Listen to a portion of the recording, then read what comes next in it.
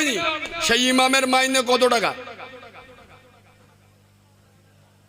আমি এমনি বলি, মোচর মানে ছানারা নিজের মার ভাত দেয় না, শাউরির পালকি করে নিয়ে যায়।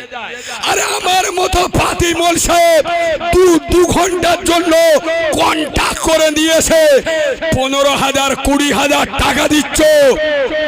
যে ইমাম তোমার মা মরে গেলে পাশে থাকবে, যে ইমাম তোমার বাপের জানাজার নামাজ পড়াবে, তোমার বাপের মুখে মাটি দেবে, তোমার বাচ্চার শরীর খারাপ হলে পাশে দাঁড়িয়ে পানিতে মাথায় ফুঁক দেবে, তার 1 মাস পরে 3,000 4,000 টাকা মাইনে।